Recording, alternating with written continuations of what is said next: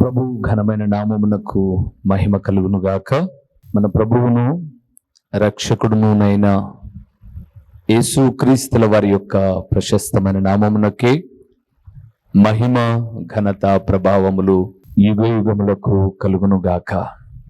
సర్వాధికారి అయిన దేవుడు ఆయన గొప్ప కనికరమును బట్టి మరొక శ్రేష్టమైన శుభదినమును మనకు అనుగ్రహించి దేవుని మాటలు మనము ధ్యానం చేయుటకు ప్రభు ఇచ్చిన ఈ గొప్ప సదవకాశమును బట్టి దేవాది దేవునికి మనము హృదయపూర్వకమైన కృతజ్ఞతాస్తుతి స్తోత్రములు చెల్లించవలసిన వారుగా ఉన్నాం. అదే సమయంలో దేవుని వాక్యం వింటూ ఆత్మీయముగా బలపరచబడుతున్న దేవుని ప్రియబిడ్డలైన మీ అందరికీ కూడా ప్రభువైన యేసుక్రీస్తు పేరట శుభవందనములు తెలియచేయచ్చు ఉన్నాను. ప్రభునందు ప్రియులారా, బాగున్నారు కదండి?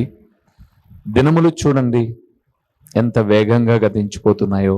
నేను ఎప్పుడూ ఒక మాట చెప్తాను, జెఫన్యా గ్రంథము నేను ఎన్నో మాటలు చెప్పాను కదండి. మీరు ఎప్పుడైనా బైబిల్ తీసి చూసారా? చూడకపోతే ఒకసారి చూడండి.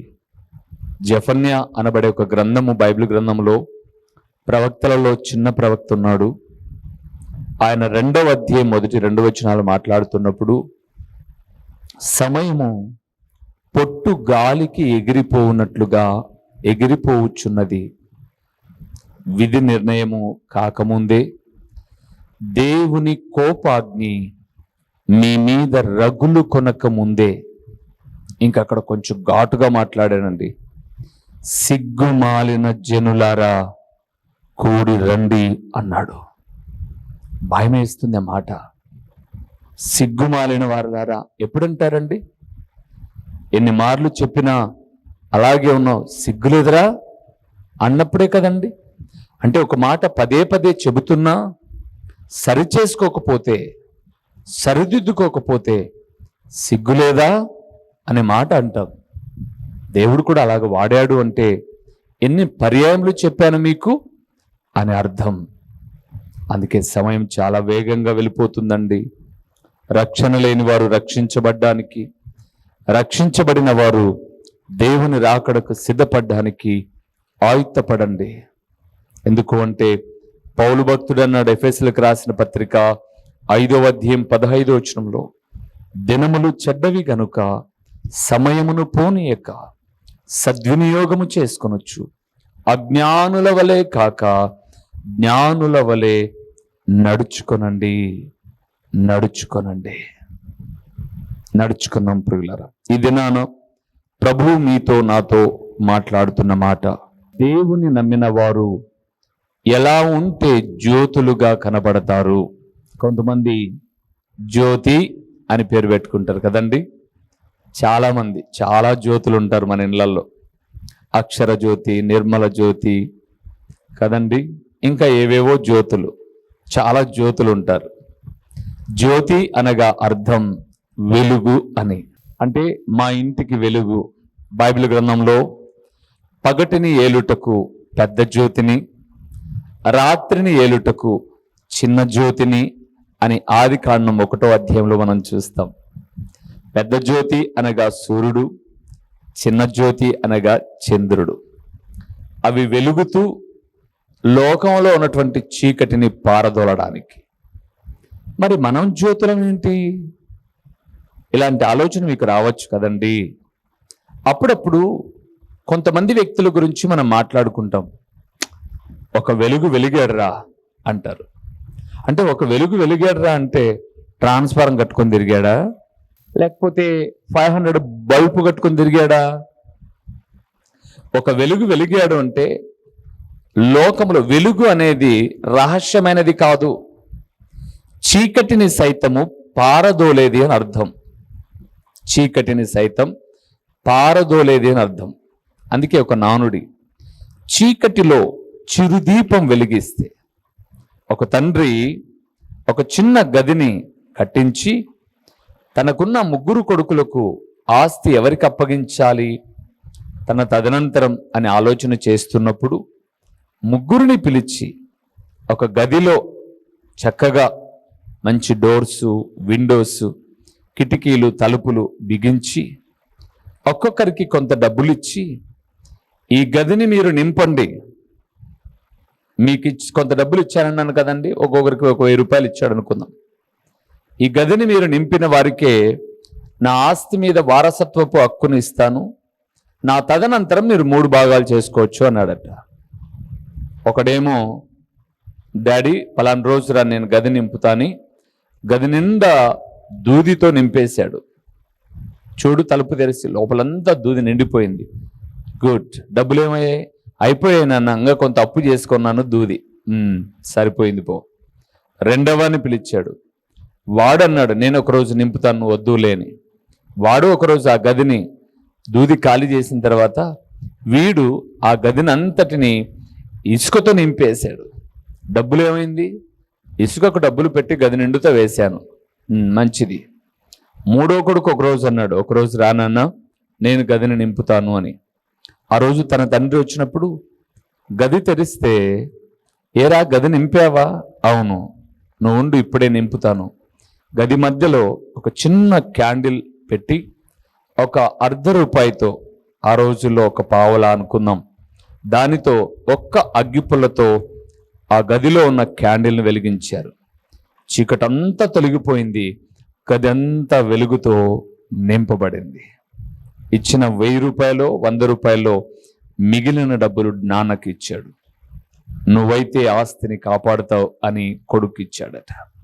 నేను ఎందుకు ఈ ఉపమానం చెప్పాను అంటే, మనము వెలిగే వెలుగు, మనం జీవించే జీవితం ఒక పేరెనిక కలిగినదిగా, మీరు ఉద్యోగం చేసే చోట, మీరు చదువుకునే చోట, మీరున్న వీధిలో, మీరు వెళ్ళే సంఘములో, మీరు వాడబడే పరిచర్యలో, ఒక చిన్నదే కావచ్చు మందిరం, ఒక వెలుగు వెలగాలండి.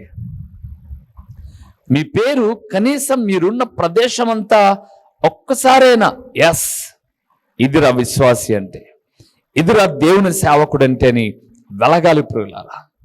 ఈ పులివెందుల పట్టణానికి ఒక చిన్న సూట్ కేస్, ట్రంక్ పెట్ట కాదండి, చిన్న సూట్ కేస్, 2 జతల బట్టలతో వచ్చాను నేను. ఏ పాత్రలు తెచ్చుకోవాలి, ఒక బ్యాచిలర్గా వచ్చాను. తర్వాత అప్పుడొక పాత్ర ఇంటి దగ్గర నుంచి తెచ్చుకొని, అన్నం వండుకొని, చట్నీ తెచ్చుకొని, పప్పు తెచ్చుకొని భోంచేసి జీవనాన్ని ప్రారంభించాను. మీరు నమ్మండి, దేవుని యెడల నమ్మకంగా ఉన్నాను, విశ్వాసములో నమ్మకంగా ఉన్నాను, విశ్వాసిగా సేవలో నమ్మకంగా ఉన్నాను. ఈ రోజు వరకు నా దేవుడండి, ఆస్తుల గురించి నేను మాట్లాడడం లేదు. నేను పులివెందులో ఒక చిన్న మందిరం కట్టాను. ఈ మందిరం క్రీస్తు ప్రార్థనా మందిరము అనే నామకరణం. అంతకుముందు ఇంకొక పేరుండ, ఒక సంస్థలో ఉన్నప్పుడు. తర్వాత క్రీస్తు ప్రార్థనా మందిరం. ఈ క్రీస్తు ప్రార్థనా మందిరం ఇది ఒక వీధిలో, ఒక మారుమూల ఏరియాలో అని చెప్పచ్చు. కానీ పులివెందులకు ఎవరైనా వచ్చినప్పుడు నేను అడ్రస్ చెప్తాను, పలాని చోటు నుంచి పలాని చోటుకు రండి అని. ఆటో వాళ్ళు ఎవరినన్నా ఎక్కి పలాని నగరగుట్ట ఒక కాలనీలో క్రీస్తు ప్రార్థనా మందిరం అంటే, ఎవరు? రూబెన్ చర్చినా అంటారు. ఇంకా నా పేరు ఎలాగో తెలుసు కదండి, రూబెన్ చర్చి అంటే ఏ ఆటో అయినా తీసుకొస్తారు. ఈ పట్టణంలో ఒక వలస వచ్చిన వ్యక్తిని దేవుని వాక్యాన్ని ప్రేమించినందుకు ఒక జ్యోతిగా నిలబెట్టాడు నన్ను. ఈరోజు ఉన్న విశ్వాసులకు చీకటిలో నుంచి నీతిశూరుడైన దేవుని అడుగుజాడల్లో నడిచేటటువంటి మార్గములోనికి నడిపించడానికి నన్ను సాధనంగా వాడుకున్నాడు. ఎవరు వాడుకున్నారు నన్ను? ఒక మూల వాక్యాన్ని చూద్దాం. యాకోబు రాసిన పత్రిక 1వ అధ్యాయము 17వ వచనము. శ్రేష్టమైన ప్రతి ఈవియు, సంపూర్ణమైన ప్రతి వరమును, పరసంబంధమైనదై జ్యోతిర్మయుడగు తండ్రి యొద్ద నుండి. ఆ మాట చూసారా? జ్యోతిర్మయుడగు తండ్రి యొద్ద నుండి. చాలు ప్రియులారా, ఈ లోకములో ఒక మనిషికి పేరైనా, ప్రఖ్యాతి అయినా, ఆస్తి అయినా, ఆరోగ్యమైన, వసతులైన, వనరులైన, మందిరమైన, గృహమైన, వాట్ ఎవర్ మే బి, ఏదైనా కావచ్చు. నా జీవితంలోనైనా నీ జీవితంలోనైనా ఏదైనా కావచ్చు. ఎవరి దగ్గర నుంచి వస్తాయట? జ్యోతిర్మయుడగు తండ్రి యొద్ద నుండి. మరలా మీరు చదువుకోనండి, యాకోబు రాసిన పత్రిక 1:17. శ్రేష్టమైన ప్రతి ఈవియు సంపూర్ణమైన ప్రతి వరమును జ్యోతిర్మయుడగు తండ్రి యొద్ద నుండి, వెలుగైన దేవుని యొద్ద నుండి, సర్వాధికారి అయిన దేవుని యొద్ద నుండి, సమస్తమునకు ఆధారభూతుడైన దేవుని యొద్ద నుండి వచ్చును. నీవున్న ప్రాంతంలో, ఉద్యోగములో, చదువులో, వ్యాపారములో, సేవలో, వీధిలో, ఎక్కడైనా కానీ ఒక వెలుగు నువ్వు బ్రతికినప్పుడు వెలగాలంటే నువ్వు ఏం చేయాలో తెలుసా? ఏం చేస్తే వెలుగుతావు? రాజకీయం లేకపోతే వెలుగుతావా? వెలగవు. రాజకీయంలో ఒక వెలుగు వెలిగి చివరికి ఎలాగ చనిపోయారో, ఎలాగ జీవిస్తూ ఉన్నారో మనకు తెలుసు. ఆ మధ్య నేను ఒక వార్తను చదువుతూ ఉన్నాను. ఆ రాజకీయం అంటున్నాను, తప్పుగా అనుకోమాకండి. ఉభయ రాష్ట్రాలలో ఒక పిసిసి ప్రెసిడెంట్గా కాంగ్రెస్కు ఉన్నటువంటి శ్రీ రఘువీరారెడ్డి గారు మడకసిర హిందూపురం దగ్గర ఒక వెలుగు వెలిగాడండి. ఈరోజు ఏం చేస్తున్నాడో తెలుసా? ఆ ప్రాంతం సువార్తకి వెళ్ళాం మేము. సెక్యూరిటీ లేరు, గన్మెన్ లేరు. ఆయన ఒక బండి మీద వ్యవసాయం చేసుకుంటూ ఉన్నాడు. సినిమా హీరోలుగా, హీరోయిన్లుగా, లేదా అందగత్తెలుగా, అపురూపమైన సుందరీమణులుగా ఒక వెలుగు వెలిగిన చాలా మంది ఈరోజు భిక్షాటన చేస్తూ ఉన్నారు. నేను బ్రతికిన తర్వాత వాళ్ళ గురించి మాట్లాడడం కాదు, అంటే చచ్చిపోయిన తర్వాత వాళ్ళ గురించి కాదు. బ్రతికుండగానే వెలుగు వెలిగారు. ముగింపు దశ చాలా దారుణంగా ఉంది. నువ్వు ఈరోజు ఉద్యోగంలోనో, నేను సేవలోనో మన జీవితాల్లో వెలుగు వెలిగిండొచ్చు. కానీ ముగింపు తదనంతరము కూడా ఒక వెలుగు వెలిగారా, ఎలాగున్నారా కుటుంబం అని చెప్పుకోవాలంటే చేయాల్సిన ప్రాముఖ్యమైన పనులు చాలా ఉన్నాయి. కొన్ని చెప్తాను. మొదటి విషయానికి వద్దాం. దానియేలు గ్రంథం 12వ అధ్యాయము 3వ వచనం.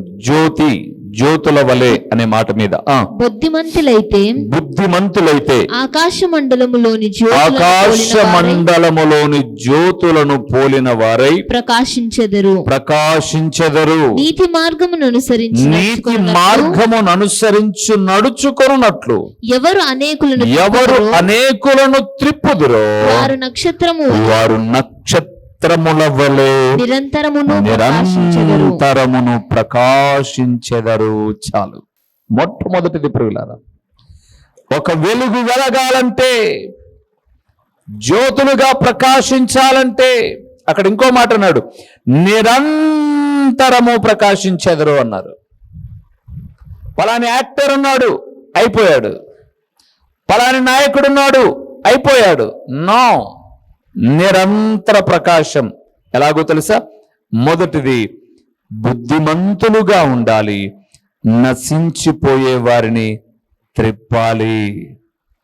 లూథరన్ మిషన్ వ్యవస్థాపకుడైనటువంటి దైవజనుడు మార్టిన్ లూథర్ గారు ఉన్నారండి. ఈరోజు లేరు.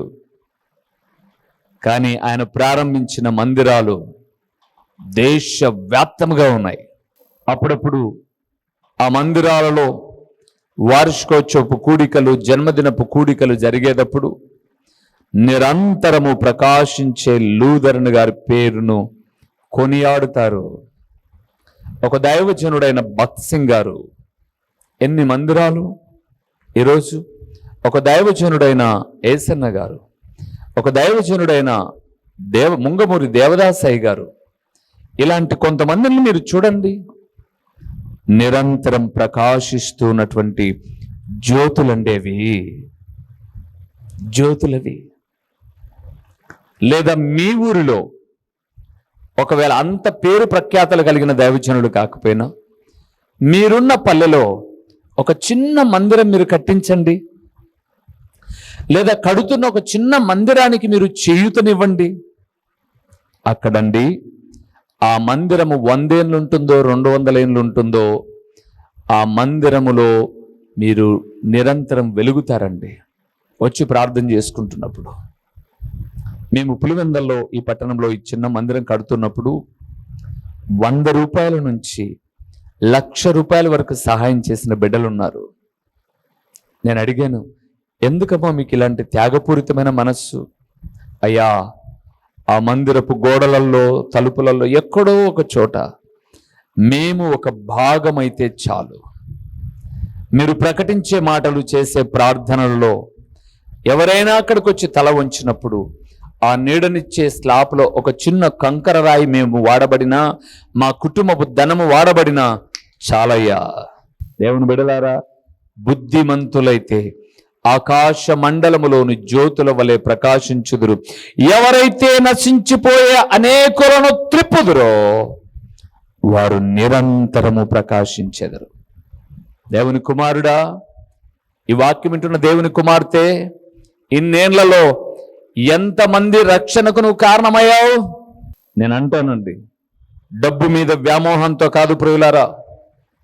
మీరు ఇప్పటికే చూస్తూ ఉంటారు, ధన వ్యామోహముతో నా ఎత్తు నా ప్రక్కన నాయలో సగమైన క్యూఆర్ కోడ్లు పెట్టను. ఫోన్పేలు గూగుల్ పేలు కిందన పోతూ ఉండవు. ఇచ్చే మనసు మీకుంటే ఎటు అక్కడ కనపడేది నా నెంబరే, నాకు ఫోన్ చేసి ఇస్తారు. దానికోసం మభ్యపెట్టే మాటలు ఇవన్నీ చెప్పం.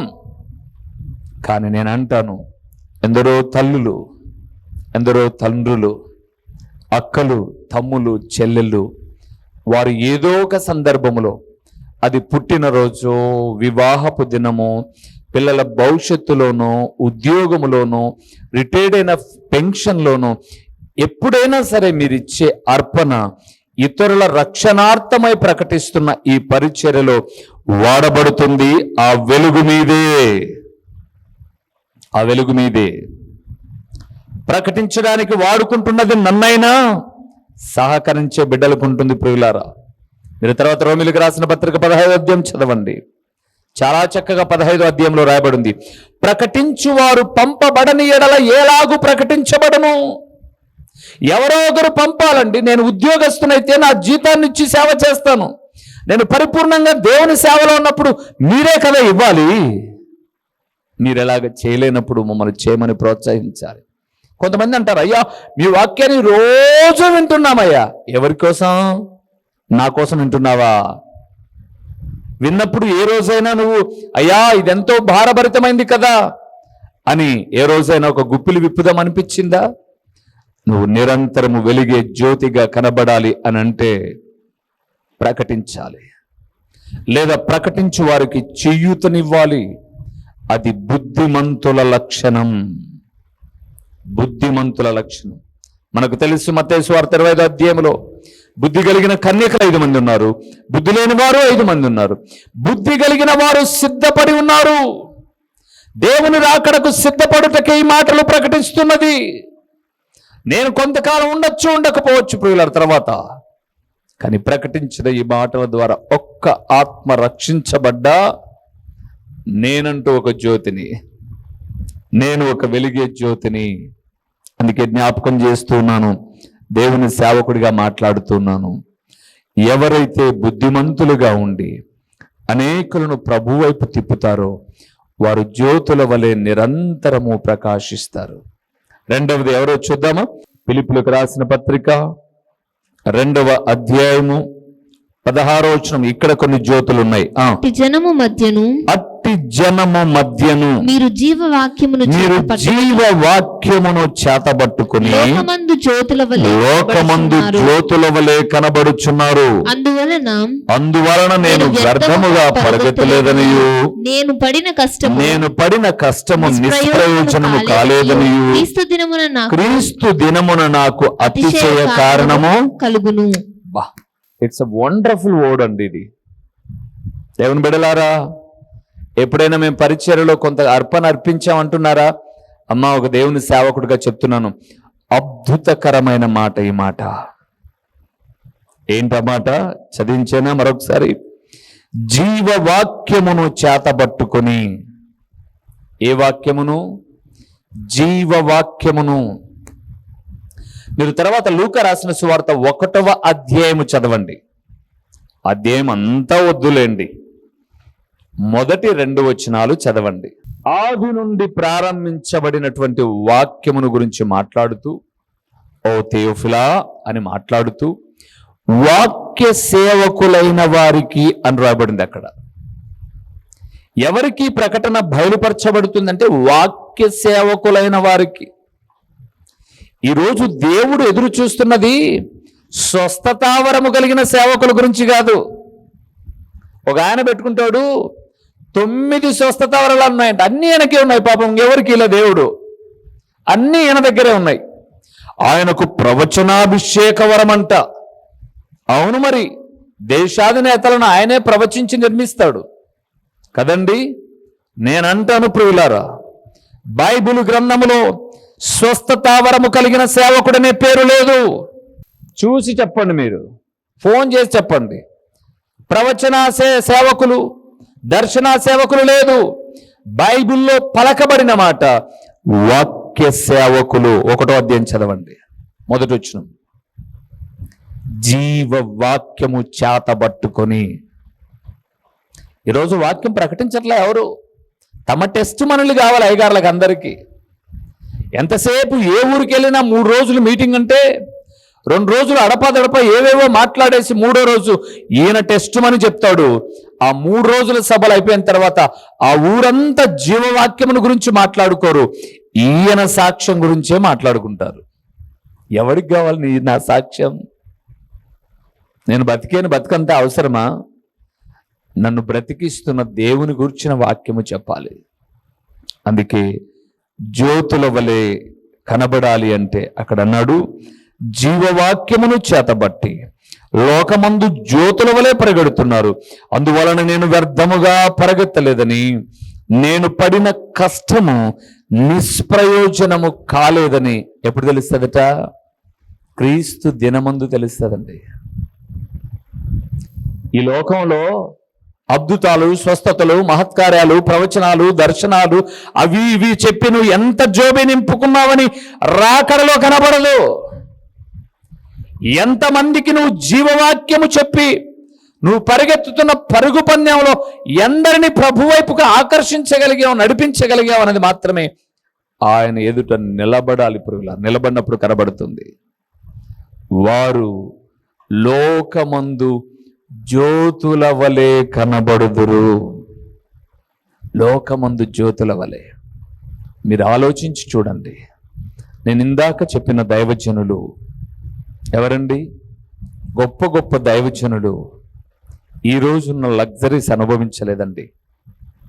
ఒక మార్టిన్ లూథర్ గారు, ఒక దైవజనుడైన యేసన్న గారు, ముంగమూరి దేవదాసయ్య గారు, భక్సింగ్ గారు, విలియం కేరీ గారు, లేకపోతే ప్రపంచ దేశాలలో పేరెన్నిక కలిగి దైవ సేవ చేసినటువంటి చాలామంది సేవకులు ఈరోజు సేవకులు అనుభవిస్తున్న లగ్జరీస్ ఏవి అనుభవించలేదండి. ఏవి అనుభవించలేదు. ఇంకా మాట్లాడతాను. ఒక విధంగా ఒక చిన్న సేవకుడినైనా నేను పొందుకుంటున్న వనరులు కూడా నా ముందున్న సేవకులు పొందుకోలేదు. కానీ వారు జీవవాక్యమును చేత పట్టుకున్నారు కాబట్టి వారి తర్వాత వాక్యమును బోధించేవారు కొందరైనా లేవగలిగారు. వారే అద్భుత, స్వస్థత, మహత్కార్యాల, ప్రవచనాల మీద ఆధారపడుతూ వచ్చి ఉన్నట్లయితే ఈరోజు ఉండేవారా అండి? ఈరోజు సంఘాలు ఉండేవా? ఒకసారి ఆలోచించేయండి. ఈరోజు ఉన్న వాళ్ళు తర్వాత తరాల్లో వాళ్ళ పిల్లలు ఏమవుతున్నారండి? ఏమవుతున్నారు? నేను కొన్ని ప్రదేశాలకు వెళ్ళాను. ఒక వెలుగు వెలిగిన తండ్రులు తర్వాత పిల్లలు సేవ కూడా చేయట్లేదండి. దేవుని బిడ్డలారా, ఒక దేవుని సేవకుడిగా జ్ఞాపకం చేస్తున్నాను. జీవ వాక్యమును పట్టుకోనండి. అమ్మాయి వాక్యం వింటున్న మీరా, ఖర్చుపుల కొరకు, నూనె బాటల కోసం పరిగెత్తమాకండి. స్వస్థత కన్నా విలువైనది హృదయ శుద్ధి. ప్రవచనాలు ఎంతమంది చెప్పారండి? గడిచిన దినాల్లో పెద్ద పెద్ద సభలలో నిలబడి ఏం చెప్పారో తెలుసా? రాజకీయాల గురించి మాట్లాడుతూ ఫ్యాను తిరుగుతుంటే గాలి వేగంగా వీస్తుంది అని చెప్పారండి. ఒక రాజకీయ పార్టీని గురించి. ఎన్ని సీట్లు వచ్చాయి ప్రస్తుతం? అంతకుముందు కొంతమంది చెప్పారు ఇన్ని వస్తాయని. అప్పుడు ఎన్ని వచ్చాయి మిగతా పార్టీలకు? మనం చెప్పాల్సింది ప్రవచనాలు కాదు, దర్శనాలు కాదు, కళలు కాదు, మహత్కార్యాలు కాదు. జీవవాక్యమును చేత పట్టుకొని అనేకులను త్రిప్పినప్పుడు జ్యోతుల వలె కనబడతాం. అందుకే యాకోబు 1:17 అన్నాడు, జ్యోతిర్మయుడు తండ్రి యొద్ద నుండి సమస్తము వస్తాయి. ఆ జ్యోతిర్మయుడైనటువంటి యేసు వలె మనం ఒక వెలుగు వెలగాలంటే, అంత గొప్పగా కాదు కానీ మనమున్న వీధిలోనో ప్రాంతములోనో ఒక వెలుగు వెలగాలంటే మనము ఎవరినో పోల్చుకొని, ఆయనకు 1,00,000 మంది సంఘ సభ్యులు, 2 లక్షల మంది, ఆయనకు 10,000 మంది అక్కర్లేదమ్మా, అక్కర్లేదు. జీవవాక్యమును చేత పట్టుకొని ఒక ఆత్మనైనా త్రిప్పు. నువ్వు కూడా ఒక వెలుగుతో ప్రభు సన్నిధానంలో. అందరూ లక్షలు, 1,000, 10,000 మంది నడిపించే సేవకులే ఉండరు. ఎవరినో చూసి వాతలు పెట్టుకోమాకండి. పులిని చూసి నక్క వాతలు పెట్టుకుంటే వాతలే మిగులుతాయి, నక్క ఇప్పుడు పులి కాలేదు. ఎందుకు? చాలు. మన ముందు వెలిగిన వ్యక్తులు వేసిన పునాది వాక్యాన్ని చేతబట్టుకుందాం. జ్యోతుల వలె కనబడదాం. తలలోంచుదామా? కళ్ళు మూసి ప్రార్థన చేద్దాం. దేవా, అటు వెలిగే జ్యోతిగా నన్ను నిలవబెట్టు నాయనా. 10 గుర్తించే కుమారుడిగా, కుమార్తెగా, సేవకు సహకరించే కుమారునిగా, కుమార్తెగా నన్ను నిలవబెట్టు అని నువ్వు కూడా ఎందుకు ప్రార్థన చేయకూడదు?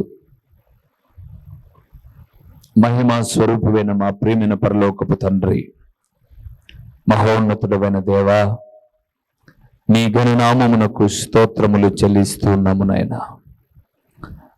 మా తండ్రి జ్యోతిర్మయుడు అయితే ఆయన బిడ్డలమైన మేము కూడా అట్టి వెలుగులో వెలగవలసిన వారుగా ఉన్నాం.